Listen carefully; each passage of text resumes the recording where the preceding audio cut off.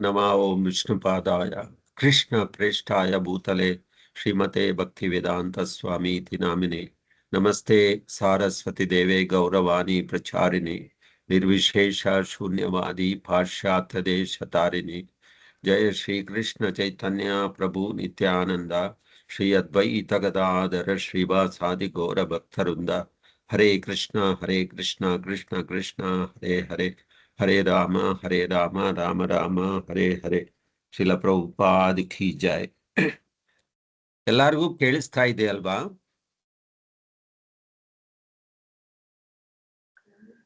ಹೌದು ಪ್ರಭುಜಿ. ಹೌದು ಪ್ರಭು. Thank you.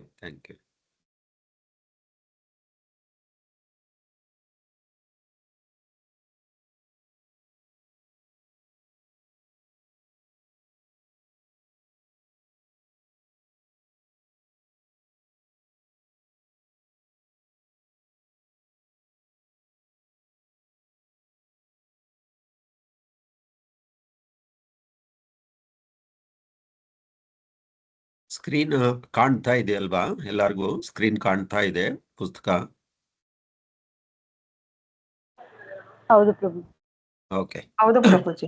Thank you. So last ವಾರದಲ್ಲಿ ನಾವು ಇಷ್ಟವರೆಗೂ ಓದಿದ್ದೀವಿ. ಸೊ ಇವಾಗ ಮುಂದುವರ್ಸೋಣ. ಸೊ ಇದು ಕೊನೆಯದಾಗಿ ಸೊ ಅವ್ರು ಕೇಳ್ತಾ ಇದ್ದಾರೆ, ಮೈಕ್ ರಾಬಿನ್ಸನ್, ಕೊನೆಯದಾಗಿ ಒಂದು ಪ್ರಶ್ನೆ.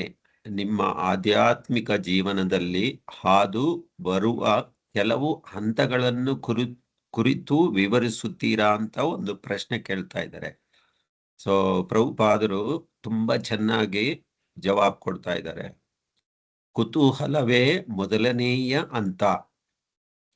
ಸೊ ನಮ್ಮಲ್ಲಿ ಎಕ್ಸ್ಪೆಷಲಿ ಆಧ್ಯಾತ್ಮಿಕತೆಯಲ್ಲಿ ಕುತೂಹಲವೇ ಮೊದಲನೆಯ ಹಂತ. ಈ ಕುತೂಹಲತೆ ಇರಬೇಕು ಮನುಷ್ಯಲ್ಲಿ.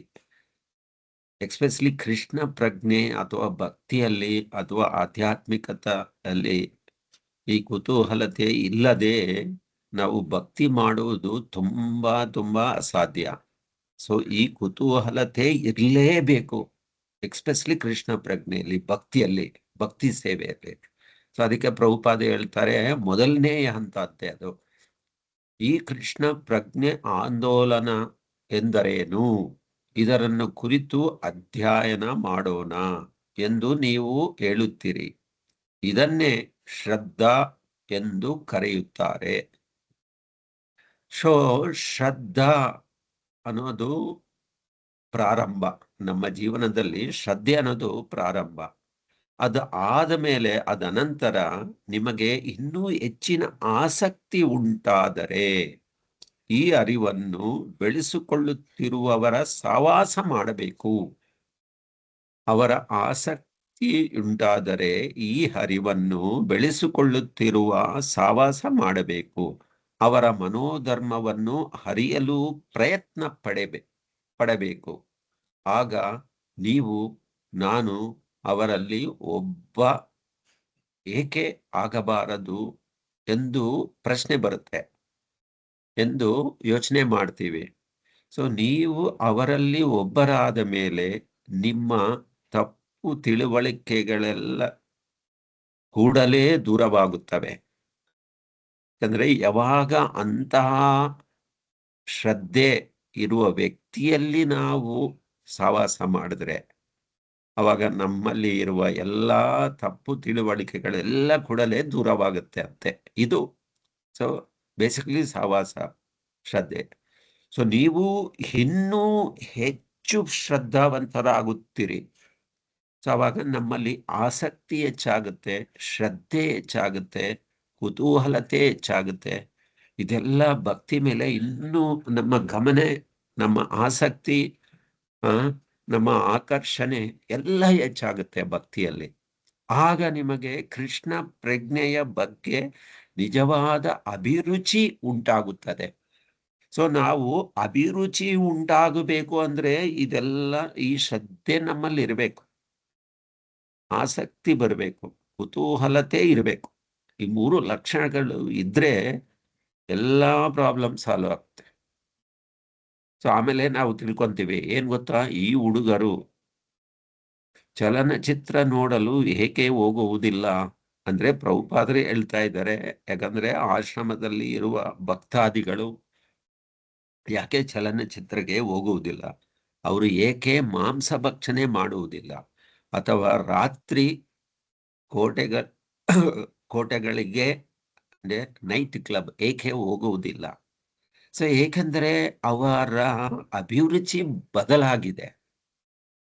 ಸೊ ನಮ್ಮಲ್ಲಿ ಇರುವ ಕೆಟ್ಟ ಅಭ್ಯಾಸಗಳು, ನಮ್ಮಲ್ಲಿ ಇರುವ ಎಲ್ಲ ಕೆಟ್ಟ ಅಭಿರುಚಿಗಳು, ನಮ್ಮಲ್ಲಿ ಇರುವ ಎಲ್ಲ ಕೆಟ್ಟು ಅಂದ್ರೆ ಮಾಯಗೆ ಒಳಗಾಗುವ ಮಾಯದಲ್ಲಿರುವ ಆಕರ್ಷಣೆ, ಇವೆಲ್ಲ ಮಾಯದಲ್ಲಿರುವ ಆಕರ್ಷಣೆ, ಆಮೇಲೆ ಭೌತಿಕ ಆಸಕ್ತಿಗಳು, ಇವೆಲ್ಲ ಕಡಿಮೆ ಆಗಬೇಕು ಅಂದ್ರೆ, ಇವೆಲ್ಲದ ಮೇಲೆ ಅಭಿರುಚಿ ಬದಲಾಗಬೇಕು ಅಂದ್ರೆ ನಾವು ಇಂಥವರ ಶ್ರದ್ಧೆಯಲ್ಲಿ ಇರುವವರ ಸಾವಾಸ ಪಡಿಬೇಕು ಅಂತ ಪ್ರಭುಪಾದರು ಹೇಳ್ತಾ ಇದ್ದಾರೆ. ಸೊ ಅವಾಗ ನೋಡಿ, ಭಕ್ತಾದಿಗಳನ್ನೆಲ್ಲ ತೋರಿಸ್ಕೊಂಡು ಪ್ರಭುಪಾದರು ಇದು ಹೇಳ್ತಾ ಇದ್ದಾರೆ. ಸೊ ಅವಾಗ ನಮ್ಮ ಈ ವಸ್ತುಗಳ ಮೇಲೆ ನಮಗೆ ಆಕರ್ಷಣೆ ಬರುವುದಿಲ್ಲ. ಮಾಂಸ ಭಕ್ಷಣೆ, ರಾತ್ರಿ ಕೋಟೆಗಳಿಗೆ, ನೈಟ್ ಕ್ಲಬ್ಗಳಿಗೆ ನಾವು ಹೋಗಲ್ಲ, ಯಾಕಂದ್ರೆ ಅಭಿರುಚಿ ಬದಲಾಗಿದೆ. ಸೊ ಅವರು ಈಗ ಅವುಗಳನ್ನೆಲ್ಲ ದ್ವೇಷಿಸುತ್ತಾರೆ. ಸೊ ನಮ್ಗೆ ಆಟೋಮೆಟಿಕ್ ದ್ವೇಷ ಬರುತ್ತೆ. ಸೊ ಈಗ ನೀವು ಪ್ರಗತಿಯನ್ನು ಸಾಧಿಸುತ್ತೀರಿ. ಸೊ ನಾವು ಏನು ಹೆಚ್ಚಾಗಿ ಪ್ರಗತಿಯಲ್ಲಿ ಮುಂದುವರಿತೀವಿ. ಪ್ರಗತಿ ಸಾಧನೆ ಅಂದ್ರೆ ಹೆಜ್ಜೆ ಹೆಜ್ಜೆಗೂ ಮುಂದೆ ಹೋಗ್ತೀವಿ. ನಾವು ನಮ್ಮ ಸಾಧನೆಯಲ್ಲಿ ಎಲ್ಲ ನಾವು ಮುಂದೆ ಹೋಗ್ತೀವಿ. ಸೊ ಮೊದಲು ಏನು ಶ್ರದ್ಧೆ, ಅನಂತರ ಭಕ್ತರ ಸಹವಾಸ, ಆಮೇಲೆ ಈ 2. ಸೊ ಶ್ರದ್ಧೆ ಆಮೇಲೆ ಸಹವಾಸ, ಭಕ್ತರ ಸಹವಾಸ, ಒಳ್ಳೆಯವರ ಸಹವಾಸ. ಸೊ ಅವಾಗ ಏನಾಗುತ್ತೆ, ನಮ್ಮಲ್ಲಿ ಇರುವ ತಪ್ಪು ಗ್ರಹಗಳ ನಿವಾರಣೆ ಆಗುತ್ತೆ. ಆಮೇಲೆ ಏನಾಗುತ್ತೆ, ದೃಢವಾದ ನಿಷ್ಠೆ ಬರುತ್ತೆ ನಮ್ಮಲ್ಲಿ. ಆಮೇಲೆ ಅಭಿರುಚಿ ಬರುತ್ತೆ. ಆಮೇಲೆ ಭಗವಂತನ ಸಾಕ್ಷಾತ್ಕಾರ ಆಗುತ್ತೆ. ಅನಂತರ ಭಗವಂತನಲ್ಲಿ ಪ್ರೀತಿ ಬರುತ್ತೆ. ಆಮೇಲೆ ಕೊನೆಯದಾಗಿ ಪರಿಪೂರ್ಣತೆ. ಸೊ ಇದು ಶ್ರದ್ಧೆ ಅದ ಶ್ರೇಷ್ಠ ದರ್ಜೆಯ ಧರ್ಮ. ಸೊ ನಾನು ನಂಬುತ್ತೀನಿ, ನೀನು ನಂಬು ಎಂಬ ಯಾವುದೋ ಧಾರ್ಮಿಕ ಆಚರಣೆ ಅಲ್ಲ, ಅದು ಧರ್ಮವಲ್ಲ, ಅದು ವಂಚನೆ. ನಿಜವಾದ ಧರ್ಮವೆಂದರೆ ನೀವು ದೇವರಲ್ಲಿ ಪ್ರೀತಿಯನ್ನು ಬೆಳೆಸಿಕೊಳ್ಳುವುದು, ಅದೇ ಧರ್ಮದ ಪರಿಪೂರ್ಣತೆ. ಸೊ ಪ್ರಭುಪಾದರು ಎಷ್ಟು ಚೆನ್ನಾಗಿ ಹೇಳಿದ್ದಾರೆ ನೋಡಿ. ಸೊ ನಮ್ಮ ಕೃಷ್ಣ ಪ್ರಜ್ಞೆಯ ಅಂದ್ರೆ ನಮ್ಮ ಭಕ್ತಿಯ ಒಂದು ಸಾರಾಂಶ, ನಾವು ಭಕ್ತಿಯಲ್ಲಿ ಅಭಿರುಚಿ, ಭಕ್ತಿಯಲ್ಲಿ ಶ್ರದ್ಧೆ, ಭಕ್ತಿಯಲ್ಲಿ ಆಸಕ್ತಿ ನಾವು ಬೆಳೆಸ್ಕೋಬೇಕು ಅಂದ್ರೆ ಪ್ರಭುಪಾದರು ಎಲ್ಲ ಇದರಲ್ಲಿ ಕೊಟ್ಟಿದ್ದಾರೆ. ಸೊ ಅದಕ್ಕೆ ಮೊದಲನೇದು ಏನಪ್ಪಾ ಅಂದ್ರೆ ನಮ್ಮಲ್ಲಿ ಶ್ರದ್ಧೆ ಬೇಕು. ಸೊ ಆ ಶ್ರದ್ಧೆ ಇಲ್ಲದೆ ನಾವು ನಿಜವಾಗೂ ಮುಂದುವರಿಯುವುದಕ್ಕೆ ಆಗುವುದಿಲ್ಲ. ಸೊ ಆಮೇಲೆ ಪ್ರಭುಪಾದರಿಗೆ ಅವರು ಕೃತಜ್ಞತೆ ಹೇಳ್ತಾ ಇದ್ದಾರೆ, ಧನ್ಯವಾದಗಳು, ನಿಮ್ಮೊಡನೆ ಮಾತನಾಡುವುದಕ್ಕೆ ಒಂದು ಆನಂದ. ಸೊ ಪ್ರಭುಪಾದರು ಹೇಳ್ತಾರೆ ಹರೇ ಕೃಷ್ಣ ಅಂತ. ಸೊ ನಾವು ಇದರಲ್ಲಿ ಕಲ್ತ್ಕೋಬೇಕಾಗಿರೋದು ಏನ್ ಗೊತ್ತಾ, ಶ್ರದ್ಧೆ ವೆರಿ ವೆರಿ ಇಂಪಾರ್ಟೆಂಟ್. ಶ್ರದ್ಧೆ ಇಲ್ಲದೆ ನಾವು ನಿಜವಾಗ್ಲೂ ಮುಂದುವರಿಯೋದಕ್ಕೆ ಸಾಧ್ಯ ಇಲ್ಲ. ಅದಕ್ಕೆ ಪ್ರಭುಪಾದರು ಒಂದು ಉದಾಹರಣೆ ಕೊಡ್ತಾರೆ. ಏನ್ ಗೊತ್ತಾ, ಯಾರಾದ್ರೂ ಗಂಗಾ ನದಿಯಿಂದ ಕೈ ತುಂಬ ನೀರು ತಗೊಂಡು, ನದಿ ಗಂಗಾಗೆ ನಾವು ಇಳಿದ ತಕ್ಷಣವೇನು ಗಂಗಾಯಿಂದ ಕೈ ತುಂಬ ನೀರು ತೆಗೆದುಕೊಂಡು ಆ ಗಂಗೆಗೆ ನಾವು ಹಾಕ್ತೀವಿ. ಆದ್ರೆ ಗಂಗೆಗೇನಾದ್ರೂ ಕಡಿಮೆ ಆಗುತ್ತಾ? ಆಗಲ್ಲ. ಹಾಗೆ ಭಕ್ತ ಏನ್ ಮಾಡ್ತಾನೆ, ಗಂಗೆ ಕೈ ತುಂಬ ನೀರು ತಗೊಂಡು ಗಂಗೆಗೆ ಅರ್ಪಣೆ ಮಾಡ್ತಾನೆ. ಸೊ ಗಂಗೆಗೆ ಏನು ಹೆಚ್ಚು ಕಮ್ಮಿ ಆಗುವುದಿಲ್ಲ, ಏನೂ ಹೆಚ್ಚು ಆಗುವುದಿಲ್ಲ. ಆದರೆ ಆ ಅರ್ಪಣೆ ಇದೆ ಅಲ್ವಾ, ಆ ಅರ್ಪಣೆ, ಆ ಭಕ್ತನು ಅರ್ಪಣೆ ಮಾಡ್ತಾನಲ್ವಾ, ಅವಾಗ ಗಂಗೆ ಮಾತೆ ಭಕ್ತ ಎಂದು ಅವನು ಪ್ರಸಿದ್ಧನಾಗ್ತಾನೆ. ಸೊ ಇದು ಒಂದು ಶ್ರದ್ಧೆ. ಸೊ ಅದೇ ರೀತಿ ನಾವು ಭಕ್ತಿ ಮತ್ತು ನಂಬಿಕೆ, ಒಂದು ಈ ಶ್ರದ್ಧೆಯಿಂದ ನಾವು ಏನನ್ನಾದರೂ ಭಗವಂತನಿಗೆ ಅರ್ಪಿಸಿದಾಗ ಅದು ನಮ್ಮದೇ ಅಲ್ಲ, ದೇವರು ಕೊಟ್ಟಿರೋ ಸಂಪತ್ತು, ಅದು ಅವ್ರಿಗೂ ಹೆಚ್ಚಾಗುವುದಿಲ್ಲ. ಆದರೆ ನಾವು ಏನಾಗ್ತೀವಿ, ನಮ್ಮಲ್ಲಿ ಇರುವುದೆಲ್ಲ ಅವನಿಗೆ ಅರ್ಪಣೆ ಮಾಡುವಾಗ ಅವನು ಭಕ್ತನಾಗಿ ಅವನು ಗುರುತಿಸಲ್ಪಡುತ್ತಾನೆ ಭಕ್ತನಾಗಿ. ಸೊ ನಾವು ಕೊಡಬೇಕಾಗಿರೋದು ಏನು? ನಂಬಿಕೆ. ನಾವು ಕೊಡಬೇಕಾಗಿರೋದು ಶ್ರದ್ಧೆಯಿಂದ ಮಾಡಬೇಕು, ಶ್ರದ್ಧೆಯಿಂದ ಭಕ್ತಿ ಕೊಡಬೇಕು. ಪ್ರಭುಪಾದರು ಒಂದು ಹೇಳು. ಅದೇ ರೀತಿ ಗುರು ಮತ್ತು ಕೃಷ್ಣನ ಉಪದೇಶಗಳ ಮೇಲೆ ದೃಢವಾದ ನಂಬಿಕೆ. ಲೈಕ್ ಪ್ರಭುಪಾದರು ಇವಾಗ ಎಷ್ಟು ಚೆನ್ನಾಗಿ ಹೇಳಿದ್ದಾರೆ, ಒಳ್ಳೆ ಸಹವಾಸ ಮಾಡಿ, ಶ್ರದ್ಧೆ ಇರುವ ವ್ಯಕ್ತಿಯಲ್ಲಿ ಸಹವಾಸ ಮಾಡಿ. ಯಾರು ದೃಢವಾದ ನಂಬಿಕೆ, ದೃಢವಾದ ಶ್ರದ್ಧೆ ಇರುತ್ತೋ ಅಂಥವರ ಸಹವಾಸ ಮಾಡಿ ಅಂತ ಪ್ರಭುಪಾದರು. ಸೊ ಗುರು ಮತ್ತು ಕೃಷ್ಣನ ಉಪದೇಶಗಳ ಮೇಲೆ ದೃಢವಾದ ನಂಬಿಕೆ ಇಟ್ಟುಕೊಂಡು, ನಾವು ಸದಾ ನೆನಪಿಟ್ಟುಕೊಂಡು ದೃಢವಾದ ಶ್ರದ್ಧೆ ಇದ್ರೆ ಅವಾಗ ಏನಾಗುತ್ತೆ, ಆ ಮಾಯೆಯ ದಾಳಿಯಿಂದ ನಾವು ಸ್ವತಃ ಮುಕ್ತರಾಗ್ತೀವಿ. ಯಾಕಂದ್ರೆ ಈ ಭೌತಿಕ ಜಗತ್ತಿನಲ್ಲಿ ಎಲ್ಲರೂ ಮಾಯೆಯಿಂದ ತಪ್ಪಿಸಿಕೊಳ್ಳಲು ಪ್ರಯತ್ನ ಮಾಡ್ತಾ ಇದ್ದೀವಿ. ಆದರೆ ಯಶಸ್ಸು ನಮ್ಗೆ ಸಿಗ್ತಾ ಇಲ್ಲ. ಆದ್ರೆ ನಾವು ನಿಜವಾದ ಭಕ್ತನಿಗೆ ಅಥವಾ ಕೃಷ್ಣನ ಕೃಪೆಯ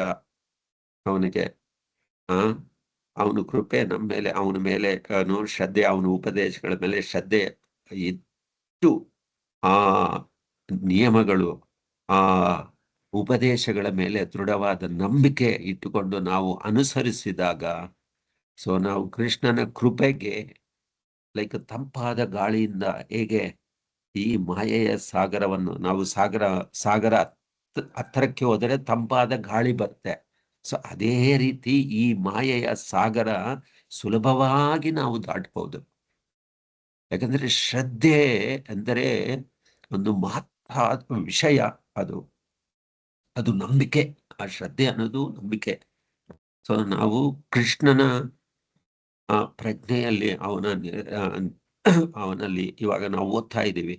ಸೊ ಹೇಗೆ ನಾವು ಆ ಶ್ರದ್ಧೆ ಇಟ್ಕೊಂಡ್ರೆ ನಾವು ಏನು ಗೊತ್ತಾ, ಈಸಿಯಾಗಿ ಸುಲಭವಾಗಿ ಭಗವಂತನ ಕೃಪಕ್ಕೆ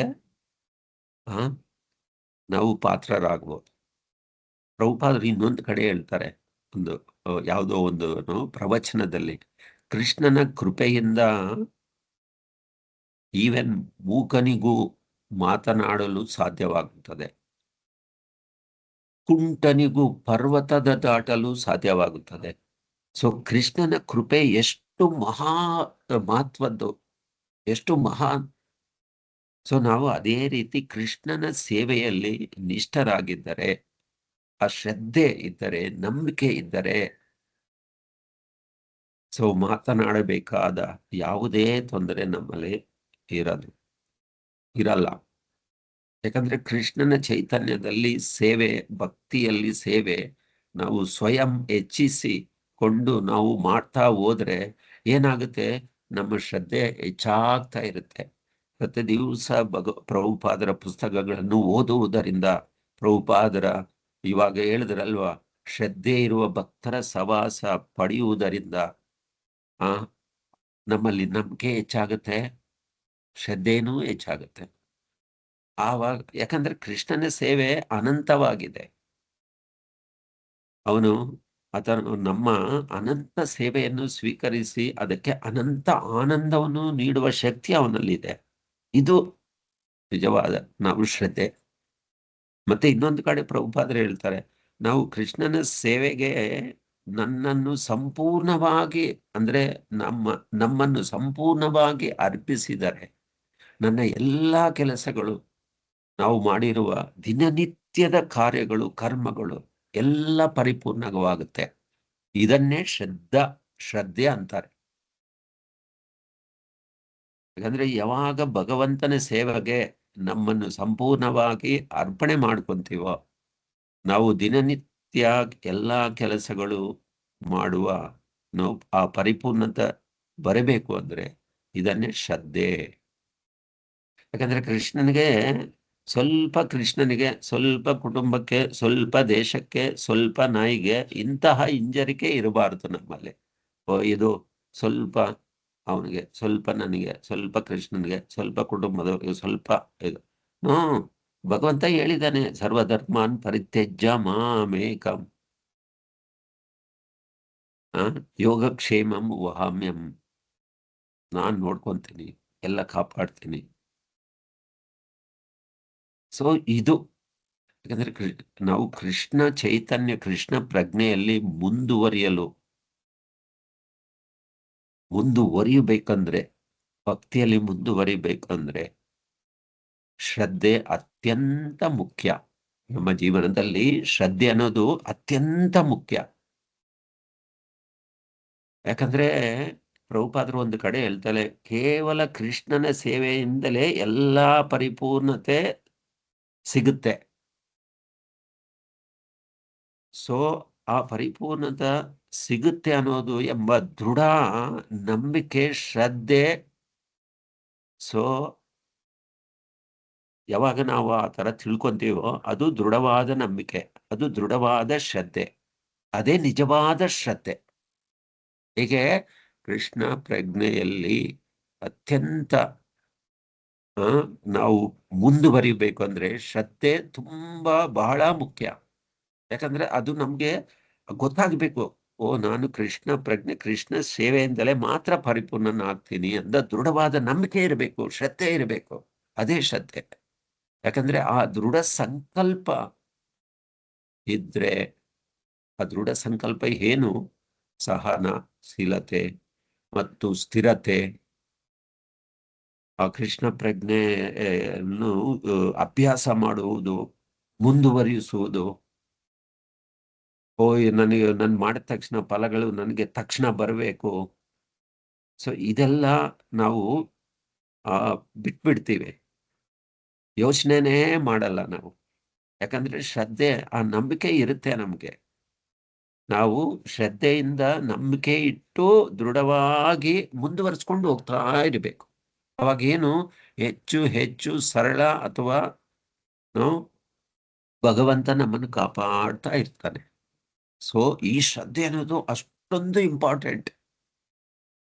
ಅದಕ್ಕೆ ಒಂದು ಭಾಗವತದಲ್ಲಿ ಪ್ರಭುಪಾದರು ಒಂದು ಮೊದಲನೇ ಸ್ಕಂದ 10ನೇ ಅಧ್ಯಾಯ ಒಂದು ಶ್ಲೋಕ ಬರುತ್ತೆ. ಪ್ರಭುಪಾದರು ಮೇ ಬಿ ಆ ಶ್ಲೋಕ ಹೇಳ್ತೀನಿ. ಆ ಶ್ಲೋಕ 3ನೇ ಶ್ಲೋಕ. ಸೊ ಮೊದಲನೇ ಸ್ಕಂದ 10ನೇ ಅಧ್ಯಾಯ 3ನೇ ಶ್ಲೋಕ. ಅದರಲ್ಲಿ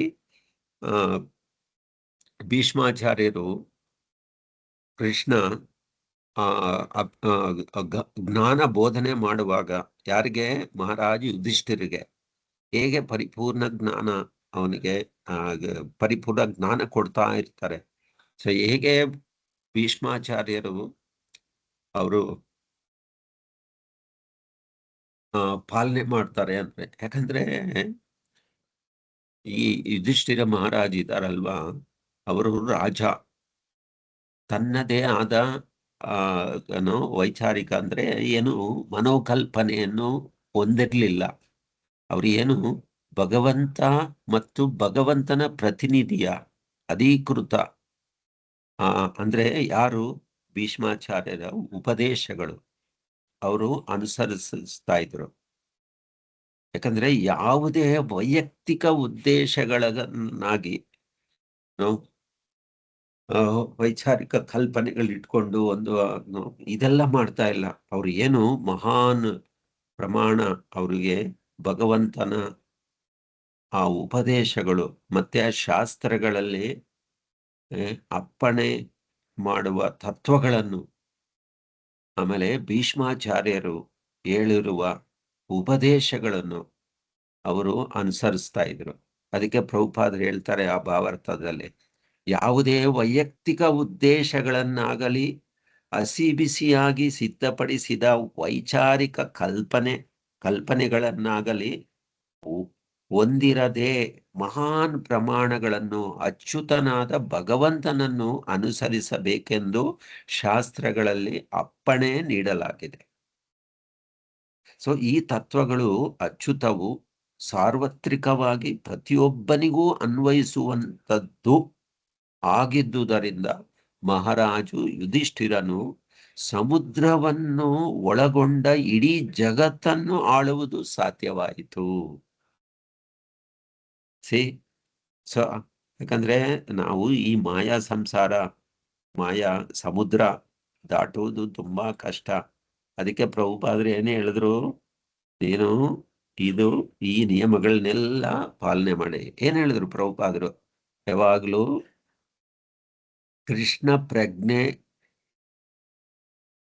ಇರುವ ಅಂತಹ ಸಹವಾಸ ಮಾಡಬೇಕು. ಯಾಕಂದ್ರೆ ಅವಾಗ ನಾವು ಅಂಥವರಲ್ಲಿ ಸಹವಾಸ ಮಾಡುವುದರಿಂದ ಏನು, ನಮ್ಮ ಶ್ರದ್ಧೆ ಹೆಚ್ಚಾಗುತ್ತೆ. ಹೆಚ್ಚಾದ ತಕ್ಷಣ ನಮ್ಗೇನ್ ಅನಿಸುತ್ತೆ, ಯಾಕೆ ನಾನು ಒಬ್ಬನಾಗಬಾರದು ಯೋಚನೆ ಮಾಡ್ತೀವಿ. ಸೊ ಅವಾಗ ಅವರ ಸಹವಾಸದಿಂದ ನಮ್ಮಲ್ಲಿರುವ ತಪ್ಪು ತಿಳುವಳಿಕೆಗಳು ಎಲ್ಲ, ನಮ್ಮ ಕಲ್ಪನೆ, ನಮ್ಮ ಊಹದಿಂದ ಕಲ್ಪನೆಗಳಲ್ಲಿ ಬರುವ ಎಲ್ಲ ತಪ್ಪು ಕಲ್ಪನೆಗಳು ದೂರವಾಗುತ್ತವೆ. ಸೊ ಅದರಿಂದ ನಮ್ಮಲ್ಲಿ ಏನಾಗುತ್ತೆ, ಹೆಚ್ಚು ಶ್ರದ್ಧೆ ಆಗುತ್ತೆ. ಸೊ ಕೃಷ್ಣ ಪ್ರಜ್ಞೆ ಬಗ್ಗೆ ನಿಜವಾದ ಅಭಿರುಚಿ ನಮ್ಮಲ್ಲಿ ಬರುತ್ತೆ. ಸೊ ಆವಾಗ ನಮ್ಮಲ್ಲಿ ಇರುವ ಕೆಟ್ಟ ಅಭ್ಯಾಸಗಳು, ಪ್ರಭುಪಾದರು ಹೇಳಿದ್ರಲ್ವಾ, ಚಲನಚಿತ್ರಕ್ಕೆ ಹೋಗುವುದು, ಮಾಂಸ ಭಕ್ಷಣೆ ಮಾಡುವುದು, ಆಮೇಲೆ ನೈಟ್ ಕ್ಲಬ್ಗಳಿಗೆ ಹೋಗುವುದು, ಕೆಟ್ಟವರ ಸಹವಾಸ, ಇವೆಲ್ಲ ಹೇಗೆ ಹೋಗುತ್ತೆ ಗೊತ್ತಾ?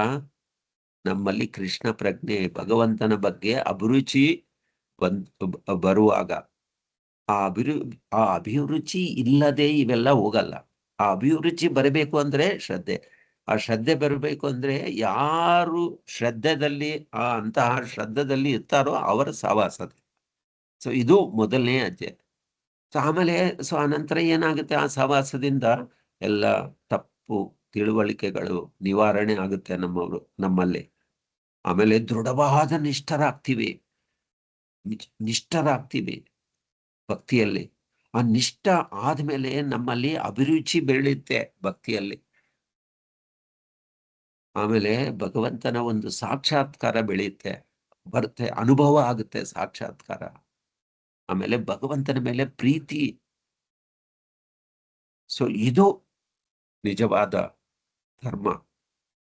ಯಾಕಂದ್ರೆ ದೇವರಲ್ಲಿ ಪ್ರೀತಿ ಬೆಳೆಸ್ಕೋಬೇಕು, ಅದೇ ಧರ್ಮ, ನಿಜವಾದ ಧರ್ಮ. ಸೊ ಅದನ್ನು ಬೆಳೆಸ್ಕೊಂಡ್ರೆ ಸೊ ಭಗವಂತನನ್ನು ನಾವು ಪಡಿಬಹುದು. ಸೊ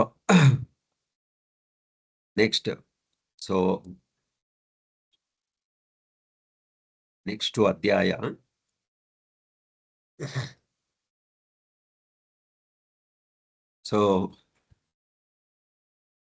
ನೆಕ್ಸ್ಟ್ನೇ ಅಧ್ಯಾಯ ಸತ್ಯ ಮತ್ತು ಸೌಂದರ್ಯ. ಸೊ ಇದು ತುಂಬಾ ಒಳ್ಳೆ ಅಧ್ಯಾಯ. ಸೊ ಇದನ್ನು ಅಷ್ಟೇ, ಶ್ರೀಲ ಪ್ರಭುಪಾದರು ಸತ್ಯ ಮತ್ತು ಸೌಂದರ್ಯ, ಈ ಭೌತಿಕ ಜಗತ್ತೆಲ್ಲ ಸತ್ಯ ಮತ್ತು ಸೌಂದರ್ಯ ಬಗ್ಗೆ ಹೇಳ್ತಾ ಇದ್ದಾರೆ. ಶ್ರೀಲ ಪ್ರಭುಪಾದರು ಈ ಪ್ರಬಂಧವನ್ನು ವೃತ್ತ ಪತ್ರಿಕೆಯ ಮಾದರಿಯಲ್ಲಿದ್ದ ತಮ್ಮ ಅಂದಿನ, ಅಂದ್ರೆ ಬ್ಯಾಕ್ ಟು ಗಾಡೆಡ್ ಒಂದು ಮ್ಯಾಗಝಿನ್, ಒಂದು ಕಾದಂಬರಿ, ಒಂದು ಪುಸ್ತಕ ಎಂಬ ಪಾಕ್ಷಿಕದಲ್ಲಿ, ಅಂದ್ರೆ ನವೆಂಬರ್ 20, 1958 ಮೊದಲನೇ ಬಾರಿಗೆ ಭಾರತದಲ್ಲಿ ಪ್ರಕಟಿಸಿದರು. ಇದರಲ್ಲಿ ಲಿಕ್ವಿಡ್ ಬ್ಯೂಟಿ ಎಂಬ ಅವಿಸ್ಮರಣೀಯವಾದ ಕಥೆ ಇದೆ. ಸೊ ಈ ಕಥೆಯಲ್ಲಿ ಶ್ರೀಲ ಪ್ರಭುಪಾದರು ಮಾನವನಲ್ಲಿ ಅಂತರ್ಗತವಾಗಿರುವ ಲೈಂಗಿಕತೆಯ ತತ್ವವನ್ನು ನಾಟಿಕೆಯವಾಗಿ ಬಯಸಲು ಮಾಡಿದ್ದಾರೆ. ಅಂದ್ರೆ ಸತ್ಯ ಮತ್ತು ಸೌಂದರ್ಯದ ಸ್ವರೂಪವನ್ನು ಕುರಿತು ಈ ಉಜ್ವಲವಾದ ನಿರೂಪಣೆಯು ಕಾಲಾತೀತವಾಗಿದೆ. ಆತ್ಮ ಶೋಧದಲ್ಲಿ ನಿರತರಾದವರಿಗೆ ಇದು ಅಚ್ಚರಿ ಹುಟ್ಟಿಸುವಷ್ಟು ಸುಸಂಗತವಾಗಿದೆ. ಸೊ ಬೇಸಿಕಲಿ ಸತ್ಯ ಏನು, ನಮ್ಮ ಜೀವನದಲ್ಲಿ ಬರುವ ಅಂತರ್ಗತವಾಗಿರುವ ಲೈಂಗಿಕತೆ ತತ್ವ ಮತ್ತು ಆತ್ಮ ಏನು ಮತ್ತೆ ಭೌತಿಕ ಸೌಂದರ್ಯ ಏನು, ಇದರ ಬಗ್ಗೆ ಪ್ರಭುಪಾದರು ಇವರು ಬರಿತಾ ಇದ್ದಾರೆ. ಸೊ ಸತ್ಯ ಮತ್ತು ಸೌಂದರ್ಯ ಎಂಬ ಶಬ್ದಗಳು ಅನುರೂಪ ಶಬ್ದಗಳೇ ಎಂದು ಕೆಲವು ಸಲ ವಾಗ್ವಾದಗಳು ಆಗುವುದುಂಟು. ಸೊ ವ್ಯಕ್ತಿಯೊಬ್ಬನು ಸ್ವಇಚ್ಛೆಯಿಂದ ಸತ್ಯವನ್ನು ಅಭಿವ್ಯಕ್ತಿಪಡಿಸಲು ಸಮ್ಮತಿಸಬಹುದು ಎಂದು ಯಾರಾದರೂ ಹೇಳಬಹುದು. ಆದರೆ ಸತ್ಯವು ಸದಾ ಸುಂದರವಲ್ಲ. ಅಷ್ಟೇಕೆ ಅದು ಅನೇಕ ಸಲ ಬಿಚ್ಚಿ ಬೀಳಿಸುವಂತಹುದು, ಅಪ್ರಿಯವು ಆಗಿರುತ್ತದೆ. ಹೀಗಿರುತ್ತಾ ವ್ಯಕ್ತಿಯು ಸತ್ಯ ಮತ್ತು ಸೌಂದರ್ಯವನ್ನು ಏಕಕಾಲದಲ್ಲಿ ವ್ಯಕ್ತಿಪಡಿಸುವುದು ಹೇಗೆ ಅಂತ ಪ್ರಭುಪಾದರು ಹೇಳ್ತಾ ಇದ್ದಾರೆ. ಸೊ ಸತ್ಯ ಮತ್ತು ಸೌಂದರ್ಯ ಎಂಬ ಶಬ್ದಗಳು ಅನುರೂಪ ಶಬ್ದಗಳೇ ಎಂದು ಕೆಲವು ಸಲ ವಾಗ್ವಾದಗಳು ಆಗುವುದುಂಟು. ಸೊ ವ್ಯಕ್ತಿಯೊಬ್ಬನು ಸ್ವಇಚ್ಛೆಯಿಂದ ಸತ್ಯವನ್ನು ಅಭಿವ್ಯಕ್ತಿಪಡಿಸಲು ಸಮ್ಮತಿಸಬಹುದು ಎಂದು ಯಾರಾದರೂ ಹೇಳಬಹುದು. ಸೊ ಅದು ಪ್ರಭುಪಾದರು ಈ ಅಧ್ಯಾಯದಲ್ಲಿ ನಮ್ಗೆ ತೋರಿಸ್ಕೊಡ್ತಾರೆ. ಆದರೆ ಸತ್ಯವು ಸದಾ ಸುಂದರವಲ್ಲ. ಅಷ್ಟೇಕೆ ಅದು ಅನೇಕ ಸಲ ಬಿಚ್ಚಿ ಬೀಳಿಸುವಂತಹುದು, ಅಪ್ರಿಯವೂ ಆಗಿರುತ್ತದೆ. ಹೀಗಿರುತ್ತಾ ವ್ಯಕ್ತಿಯು ಸತ್ಯ ಸೌಂದರ್ಯವನ್ನು ಏಕಕಾಲದಲ್ಲಿ ವ್ಯಕ್ತಿಪಡಿಸಿದರೂ ಹೇಗೆ? ಸೊ ಮುಂದೆ ನಮಗೆ ಒಳ್ಳೆ ಉದಾಹರಣೆ, ಒಳ್ಳೆ ಕಥೆಯಲ್ಲಿ ಪ್ರಭುಪಾದರು ನಮಗೆ ಹೇಳ್ಕೊಡ್ತಾರೆ. ಇದಕ್ಕೆ ಉತ್ತರವಾಗಿ ಪ್ರಭುಪಾದರು ಸತ್ಯ ಮತ್ತು ಸೌಂದರ್ಯ ಎಂಬ ಶಬ್ದಗಳು ಅನುರೂಪವಾಗಿವೆ ಎಂದು ನಾವು ಸಂಬಂಧಪಟ್ಟಿರುವ ಎಲ್ಲರಿಗೂ ಬಯಸುತ್ತೀವಿ. ನಿಜವಾಗಿಯೂ ಪರಮಸತ್ಯವಾದ ವಾಸ್ತವಿಕ ಸತ್ಯವು ಸದಾ ಸುಂದರವಾಗಿರುತ್ತದೆ ಎಂದು ನಾವು ಒತ್ತಿ ಹೇಳಬಹುದು. ಸೊ ಸತ್ಯವು ಎಷ್ಟು ಸುಂದರವಾಗಿರುತ್ತದೆಂದರೆ ಸತ್ಯವನ್ನು ಒಳಗೊಂಡಂತೆ ಅದು ಪ್ರತಿಯೊಬ್ಬನನ್ನೂ ಆಕರ್ಷಿಸುತ್ತದೆ. ಸೊ ಸತ್ಯವು ಎಷ್ಟು ಸುಂದರವಾಗಿರುತ್ತದೆಂದರೆ ಅನೇಕ ಋಷಿಗಳು, ಮುನಿಗಳು ಮತ್ತು ಭಕ್ತರು ಅದಕ್ಕಾಗಿ ಸಮಸ್ತವನ್ನು ತ್ಯಜಿಸಿದ್ದಾರೆ. ಆಧುನಿಕ ಪ್ರಪಂಚದ ಆದರ್ಶ ವ್ಯಕ್ತಿಯಾಗಿದ್ದ ಮಹಾತ್ಮ ಗಾಂಧಿ ಅವರು ಸತ್ಯ ಶೋಧನೆಗಾಗಿಯೇ ತಮ್ಮ ಇಡೀ ಜೀವನವನ್ನು ಮುಡುಪಾಗಿಟ್ಟರು. ಸತ್ಯ ಶೋಧನೆಯೇ ಅವರ ಎಲ್ಲಾ ಕಾರ್ಯಗಳ ಗುರಿಯಾಗಿತ್ತು. ಸೊ ಆಮೇಲೆ ಪ್ರಭುಪಾದರು ಹೇಳ್ತಾ ಇದ್ದಾರೆ, ಮಹಾತ್ಮ ಗಾಂಧಿರೊಬ್ಬರೇ ಏಕೆ, ನಮ್ಮಲ್ಲಿ ಪ್ರತಿಯೊಬ್ಬರೂ ಸತ್ಯ ಶೋಧನೆಗಾಗಿಯೇ ತೊರೆಯುತ್ತಿದ್ದೇವೆ. ಏಕೆಂದರೆ ಸತ್ಯ ಕೇವಲ ಸುಂದರವಷ್ಟೇ ಅಲ್ಲ, ಅದು ಸರ್ವಶಕ್ತವು, ಸರ್ವ ಸಂಪನ್ನವು, ಸರ್ವಖ್ಯಾತಿ, ಸರ್ವ ವೈರಾಗ್ಯವು ಮತ್ತು ಸರ್ವ ಜ್ಞೇಯವೂ ಆಗಿದೆ. ನೋಡಿ, ಸತ್ಯ ಅನ್ನೋದು.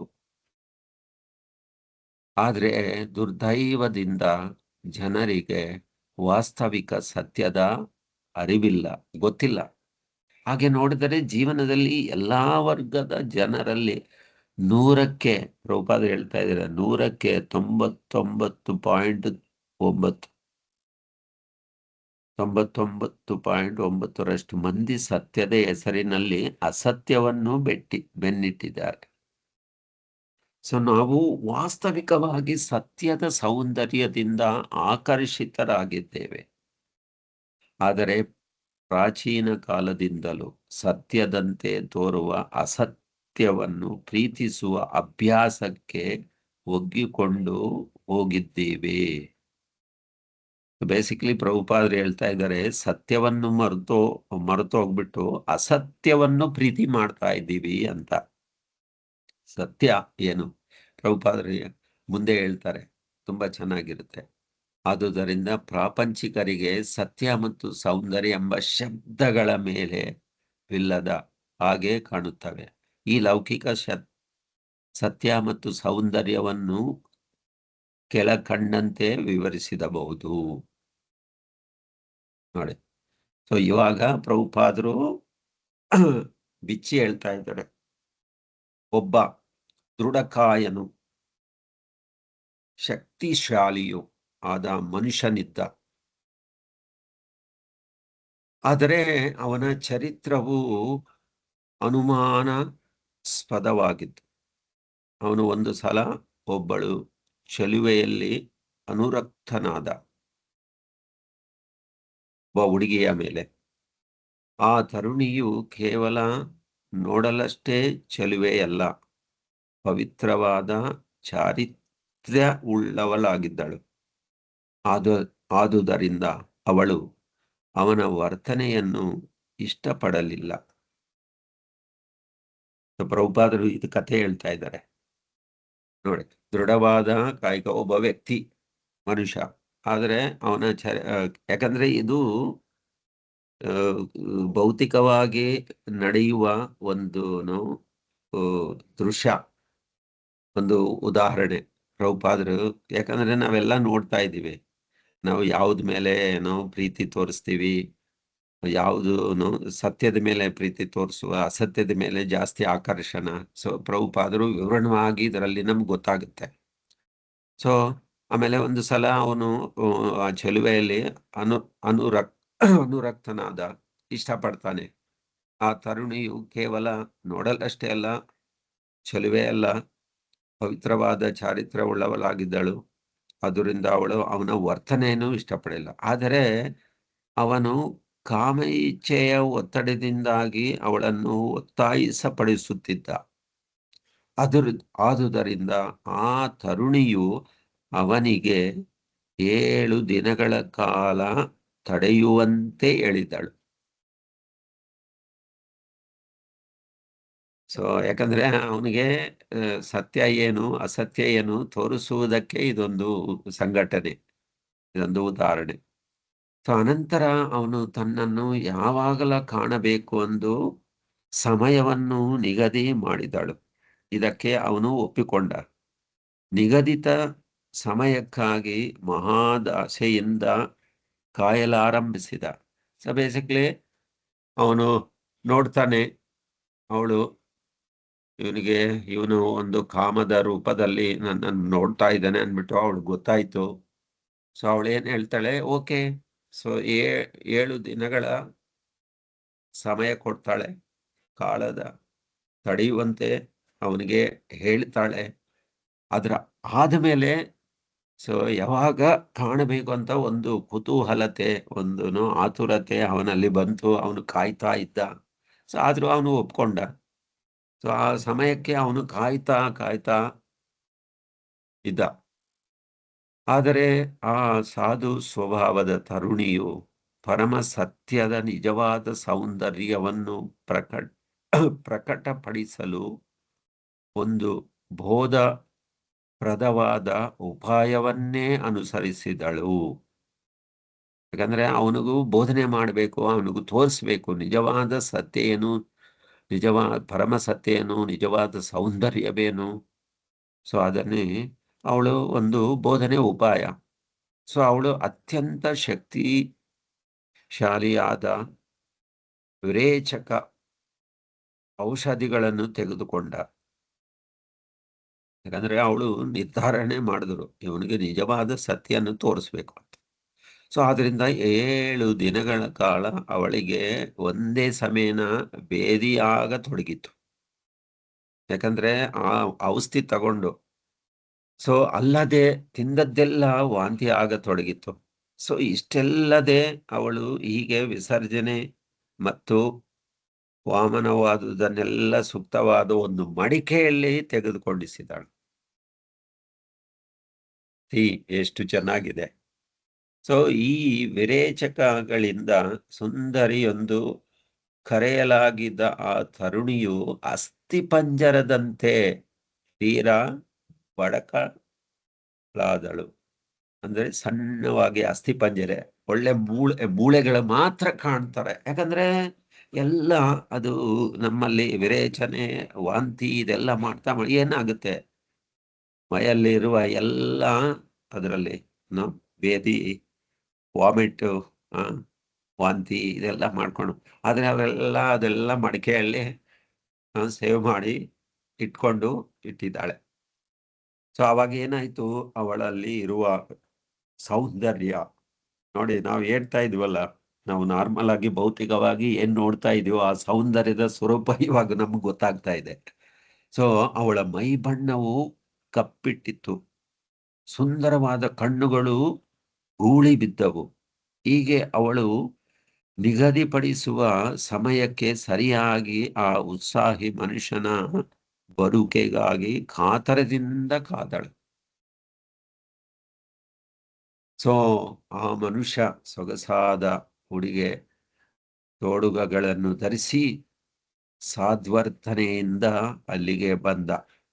ಅಲ್ಲಿ ಕಾಯುತ್ತಿದ್ದ ಕುರೂಪಿ ತರುಣೆಯನ್ನು ತಾನು ನೋಡಲು ಬಂದ ಚಲುವೆಯ ಎಲ್ಲಿ ಎಂದು ವಿಚಾರಣೆ ಮಾಡ್ದ. ಯಾಕಂದ್ರೆ ಅವಳು ಬಂದು ಅಲ್ಲಿ ನಿಲ್ತ್ಕೊಂಡಿದ್ದಾಳೆ.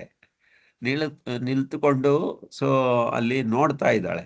ಇವನು ನಿಲ್ತ್ಕೊಂಡು ಒಳ್ಳೆ ಮೇಕಪ್ ಮಾಡಿಕೊಂಡು ಒಳ್ಳೆ ಸುಂದರವಾದ ಬಟ್ಟೆಗಳನ್ನು ಎಲ್ಲ ಅಲಂಕರಿಸಿಕೊಂಡು ಅಲ್ಲಿ ಕಾಯ್ತಾ ಇದ್ದಾನೆ. ಸೊ ಇವಳು ಅಲ್ಲಿ ನಿಲ್ತಿದ್ದಾಳೆ. ಸೊ ಅವಾಗ ಅವನು ಅಲ್ಲಿ ಹೋಗಿ ವಿಚಾರಣೆ ಮಾಡ್ತಾನೆ. ಅವನಿಗೆ ಗೊತ್ತಿಲ್ಲ ಇವಳೆ ಅಂತ. ತಾನು ನೋಡಲು ಬಂದ ಸುಂದರ ತರುಣಿಯು ಅವಳೇ ಎಂದು ಅವನಿಗೆ ಗುರುತಿಸಲಾಗಲಿಲ್ಲ. ತಾನೇ ಆ ತರುಣಿ ಎಂದು ಅವಳು ಮತ್ತೆ ಮತ್ತೆ ಒತ್ತಿ ಹೇಳ್ತಾಳೆ. ಸೊ ಅವಳ ಕರುಣಾಜನಕ ಸ್ಥಿತಿಯಿಂದಾಗಿ ಅವನಿಗೆ ಅವಳನ್ನು ಗುರುತಿಸಲಾಗಲಿಲ್ಲ. ಯಾಕಂದ್ರೆ ಸೊ ಆ ಔಷಧಿದಿಂದ ಅವಳಲ್ಲಿರುವ ಎಲ್ಲ ಸೊ ಏನೇನು ಆ ಸೌಂದರ್ಯ ಸೊ ಎಲ್ಲ ಕಳ್ಕೊಂಡ್ಬಿಟ್ಟಿದ್ದಾಳೆ. ಸೊ ಕೊನೆಗೆ ತನ್ನ ಸೌಂದರ್ಯದ ಅಂಶಗಳನ್ನೆಲ್ಲ ಪ್ರತ್ಯೇಕಿಸಿ ಮಡಿಕೆಯಲ್ಲಿ ಸಂಗ್ರಹಿಸಿ ಇಟ್ಟಿರುವುದಾಗಿ ಅವಳು ಆ ದೃಢಕಾಯನಿಗೆ ಹೇಳಿದ. ಅವನು ಆ ಸೌಂದರ್ಯ ರಸಗಳನ್ನು ಅನುಭವಿಸಬಹುದೆಂದು ಅವಳು ಅವನಿಗೆ ಹೇಳಿದಳು. ಸೊ ಪ್ರಾಪಂಚಿಕ ಕವಿಯು ಆ ಸೌಂದರ್ಯ ರಸಗಳನ್ನು ನೋಡಲು ಬಯಸಿದ. ಬೇಸಿಗೆ ಮತ್ತು ವಾಂತಿಯನ್ನು ಸಂಗ್ರಹಿಸಿಟ್ಟಿದ್ದ ಸ್ಥಳ ಕಡೆಗೆ ಅವನನ್ನು ಕಳಿಸಿದಳು. ಸೊ ಅಲ್ಲೂ ಅಸಹನೀಯವಾದ ದುರ್ವಾಸನೆ ಒಡೆಯುತ್ತಿತ್ತು. ಹೀಗೆ ಅವನಿಗೆ ಸೌಂದರ್ಯ ರಸದ ಇಡೀ ಕಥೆ ಅನಾವರಣವಾಯಿತು. ಸೊ ಕೊನೆಯಲ್ಲಿ ಆ ಸಾಧು ಸ್ವಭಾವ ತರುಣಿಯು ಅನುಗ್ರಹದಿಂದ ಆ ಹೀನ ಚಾರಿತ್ರ್ಯದ ವ್ಯಕ್ತಿಯು ಸತ್ಯ ಮತ್ತು ಮಿಥ್ಯೆಯ ನಡುವಣ ವ್ಯತ್ಯಾಸವನ್ನು ಗುರುತಿಸಲು ಸಮರ್ಥನಾದ. ಹೀಗೆ ಅವನು ತಿಳುವಳಿಕೆಯನ್ನು ಪಡೆದ. ಸೊ ಇದು ಸತ್ಯ ಅಂಡು ಸೌಂದರ್ಯ. ಸೊ ಪ್ರಭುಪಾದರು ಹೇಳ್ತಾರೆ, ಮತ್ತೆ ಮಿಥ್ಯಾ ಲೌಕಿಕ ಸೌಂದರ್ಯದಿಂದ ಆಕರ್ಷಿತರಾದ ನಮ್ಮಲ್ಲಿ ಪ್ರತಿಯೊಬ್ಬರು ಸ್ಥಿತಿಯು ಈ ಮನುಷ್ಯನ ಸ್ಥಿತಿಯಾಗೇ ಇದೆ. ಸೊ ನಮ್ಮಲ್ಲಿ ಬರುವ ಎಲ್ಲ ಸ್ಥಿತಿ ನಮ್ಮಲ್ಲಿ ಅವನಲ್ಲಿ ಏನಿದೆಯೋ ನಮ್ಮಲ್ಲಿ, ಅದು ಹುಡುಗಿಯಾಗಲಿ ಹುಡುಗ ಆಗಲಿ ಅಥವಾ ಮನುಷ್ಯನಾಗಲಿ ಸ್ತ್ರೀ ಆಗಲಿ ಯಾರೇ ಆಗಲಿ, ಎಲ್ಲರೂ ಈ ಅನುಭವಕ್ಕೆ ಅಂದ್ರೆ ನಾವು ಈ ತರ ಮಾಡ್ತಾನೇ ಇದ್ದೀವಿ. ಸೊ ಮೇಲಿನ ಪ್ರಸಂಗದಲ್ಲಿ ಬರುವ ತರುಣಿಯು ಅವಳ ಮನಸ್ಸಿನ ಕಾಮನೆಗಳಿಗೆ ಅನುಸಾರವಾಗಿ ಅತ್ಯಂತ ಸುಂದರವಾದ ಲೌಕಿಕ ದೇಹವನ್ನು ಹೊಂದಿದ್ದಳು. ಆದರೆ ನಿಜವಾದ ಅವಳು ತಾತ್ಕಾಲಿಕವಾದ ಈ ಲೌಕಿಕ ದೇಹ ಮತ್ತು ಮನಸ್ಸುಗಳಿಗಿಂತ ಭಿನ್ನವಾಗಿದ್ದಳು. ಅವಳು ವಾಸ್ತವದಲ್ಲಿ ಒಂದು ಆಧ್ಯಾತ್ಮಿಕ ಕಿಡಿಯಾಗಿದ್ದಳು, ಅಂದ್ರೆ ಆತ್ಮ. ಅವಳ ಮಿಥ್ಯಾ ತ್ವಚೆಯಿಂದ ಆಕರ್ಷಿತನಾಗಿದ್ದ ಆ ಪ್ರೇಮಿಯು ಕೂಡ ಚೇತನಾತ್ಮನಾಗಿದ್ದನು. ಸೊ ಆದರೆ ಪ್ರಾಪಂಚಿಕರಾದ ಬುದ್ಧಿಜೀವಿಗಳು ಹಾಗೂ ಸೌಂದರ್ಯ ಪ್ರೇಮಿಗಳು ಸಾಪೇಕ್ಷ ಸತ್ಯದ ಬಾಹ್ಯ ಸೌಂದರ್ಯ ಮತ್ತು ಆಕರ್ಷಣೆಯಿಂದ ಮರುಳಾಗಿದ್ದಾರೆ ನೋಡಿ. ಸೊ ಆದರೆ ಏಕಕಾಲದಲ್ಲಿ ಸತ್ಯವು ಸೌಂದರ್ಯವೂ ಆಗಿರುವ ಆಧ್ಯಾತ್ಮಿಕ ಕಿಡಿಯನ್ನು ಅವರು ಅರಿತಿಲ್ಲ. ಈ ಆಧ್ಯಾತ್ಮಿಕ ಕಿಡಿಯು ಎಷ್ಟು ಸುಂದರವಾಗಿದೆ ಅಂದರೆ ಸುಂದರವೆಂದು ಕರೆಯಲು ಮಲ ವಾಮನಗಳಿಂದ ತುಂಬಿದ ದೇಹವನ್ನು ಅದು ತೊರೆದ ಮೇಲೆ ದುಬಾರಿ ಒಡವೆ ವಸ್ತ್ರಗಳಿಂದ ಅಲಂಕರಿಸಿದರೂ ಯಾರು ದೇಹವನ್ನು ಮುಟ್ಟಲು ಬಯಸುವುದಿಲ್ಲ ನೋಡಿ. ಇದು ಸೊ ನಿಜವಾದ ಸತ್ಯ ಏನು, ಸೌಂದರ್ಯ ಏನು ಅನ್ನೋದಕ್ಕೆ ಇದು ಒಂದು ಒಳ್ಳೆಯ ಕತೆ, ಒಳ್ಳೆಯ ಉದಾಹರಣೆ. ನಾವು ಯಾವ ರೀತಿಯಲ್ಲಿ ನೋಡಬೇಕು, ಹೇಗೆ ನೋಡಬೇಕು, ಯಾವ ತರ ನೋಡಬೇಕು. ಸೊ ನಾವು ಆ ಮೇಲೆ ನೋಡಿರುವ ಆ ಸೌಂದರ್ಯ ಇದೆಯಲ್ವಾ, ಆ ಸೌಂದರ್ಯ ಹೇಗಿರುತ್ತೆ ಅನ್ನೋದು ಸೊ ಅವಳು ಚೆನ್ನಾಗಿ ಉದಾಹರಣೆ ಕೊಟ್ಟು ನಮ್ಗೆ ತೋರಿಸಿದ್ದಾಳೆ. Okay, thank you. Hare Krishna. So ಇಲ್ಲಿಗೆ ಮುಗಿಸೋಣ. ಸೊ ನೆಕ್ಸ್ಟ್ ಬರುವ ವಾರದಲ್ಲಿ ಭೇಟಿಯಾಗೋಣ. ಹರೇ ಕೃಷ್ಣ. ಹರೇ ಕೃಷ್ಣ ಪ್ರಭು. Thank you Prabhu.